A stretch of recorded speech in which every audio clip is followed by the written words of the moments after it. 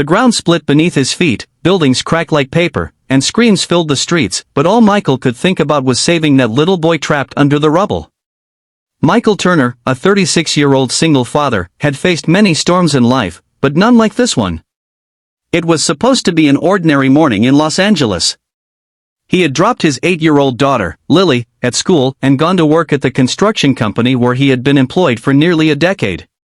But by noon, the earth itself decided to test him in ways he never imagined. The earthquake hit hard, 7.8 on the scale. Sirens wailed, glass shattered, and chaos erupted everywhere. As people ran for their lives, Michael saw a collapsed car near the office gate. Beneath it, a small boy was crying, trapped by debris. Without hesitation, Michael threw away his safety helmet and rushed toward him. He ignored the falling chunks of concrete, ignoring the shouts of his supervisor who yelled, "Michael, get back here!" But Michael couldn't. He remembered Lily, how scared she'd be if she were in that boy's place. He lifted the heavy slab with trembling arms, blood dripping from a cut on his forehead. It took every ounce of his strength, but he freed the boy and carried him to safety. Moments later, the office building behind him collapsed completely. The shockwave threw Michael to the ground. His vision blurred, and when he woke up, he was lying on a stretcher, surrounded by paramedics. The boy's mother, her clothes covered in dust, was kneeling beside him, crying with gratitude. "You saved my son," she said, gripping his hand. But before Michael could reply, everything faded into darkness. When he regained consciousness hours later in the hospital, he learned the worst news. His company had been destroyed. The owner had decided to cut staff to survive the economic fallout, and Michael, who didn't show up after the quake, was among those fired. That night, Michael sat on the edge of his bed, holding Lily close. His hands trembled as he whispered, "I don't know what we'll do, sweetheart. But I promise you we'll be okay." Lily looked up at him with innocent eyes. "Daddy, God saw what you did. He'll take care of us." Michael smiled weakly. He wanted to believe her.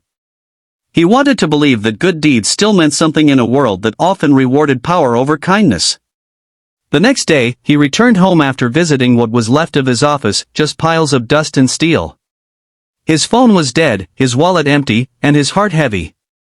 But just as he turned onto his street, something made him stop.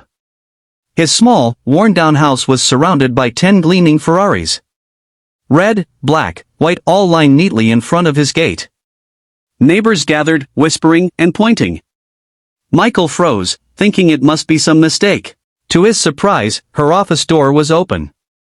She looked fresh, professional again, as if last night had never happened. But when their eyes met, she gestured for him to come in. "Ethan," she said quietly, "thank you for last night. I owe you an apology, and probably more than that."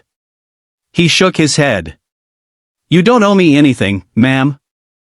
I just wanted to make sure you were safe." Her expression softened. "Still, I said some things I meant, even if I shouldn't have said them then. You're a good man, and a good father. I've been thinking about that a lot today." Ethan shifted awkwardly. "Just trying my best." "I know," she said. "And I also know how hard it is when you're doing it alone." He looked up, surprised. Claire continued, her voice gentler now. "My father raised me by himself. I used to think success was about being the best. But lately, I think I lost sight of what really matters." For a moment, there was silence.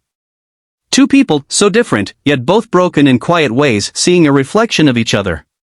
Then Claire took a breath. "Ethan, I want to make a proposal. There's a new opening in management. You've been doing the work of 3 people for months without complaint. You deserve better." His mouth fell open. "Are you serious?" She smiled. "Completely. And this isn't charity. It's recognition." Weeks passed, and Ethan's life began to change. The promotion meant he could finally afford better childcare for Lily and start saving again. More importantly, it gave him a sense of pride he hadn't felt since before his wife passed away 3 years ago. Claire, too, began changing. She started leaving the office earlier, volunteering at the children's hospital on weekends. Sometimes she'd stop by Ethan's desk just to ask about Lily. Slowly, a friendship bloomed, unexpected but deeply genuine. One Friday evening, as they both packed up, Claire said softly, "You know, that night you drove me home. I thought my world was falling apart.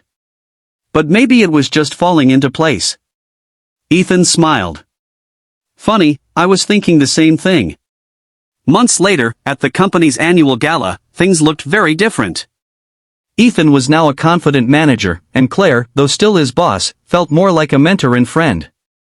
When she took the stage to speak, she looked out over the crowd and said, "Sometimes, the people who change our lives the most aren't the ones above us, but the ones beside us, who show us grace when we least deserve it."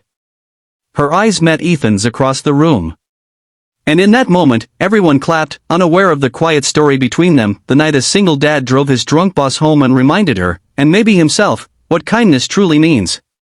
Because sometimes, the smallest act of decency can rewrite two broken lives.